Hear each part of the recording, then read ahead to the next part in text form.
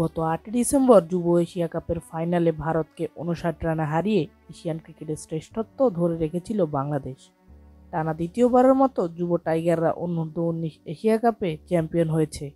রোমাঞ্চকর ফাইনালে সেদিন ভারতকে 59 রানের ব্যবধানে হারিয়েছিল আজিজুল হাকিম তামিমের দল, যার জন্য বিসিবির কাছ থেকে এশিয়ান ক্রিকেটাররা বড় পুরস্কার পেতে চলেছে।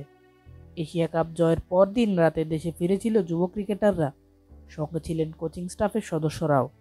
হযরত শাহজালাল আন্তর্জাতিক বিমানবন্দরে রাত 11টায় এসে পৌঁছানোর পর যুব দলের ক্রিকেটারদের সংবর্ধনা দিয়েছিলেন বিসিবির পরিচালকরা। বিসিবি সভাপতি ফারুক আহমেদ দেশে ফিরলে বড় অর্থ পুরস্কারের ঘোষণা আসতে পারে বলে শোনা যাচ্ছিল।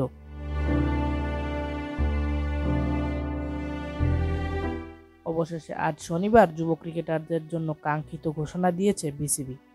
বিসিবির বোর্ড মিটিং শেষে মিরপুরে গণমাধ্যমের মুখোমুখি হয়েছিলেন সভাপতি ফারুক আহমেদ। এই সময় তিনি জানান, যুব এশিয়া কাপ জয়ী প্রতি ক্রিকেটার এবং কোচিং স্টাফ সদস্যদের 3 লাখ টাকা করে প্রদান করবে বিসিবি। বিসিবির এরকম ঘোষণাকে আমরা অবশ্যই সম্মান জানাই। আপনারা কি বলেন দর্শক? অবশ্যই কমেন্টে জানাবেন।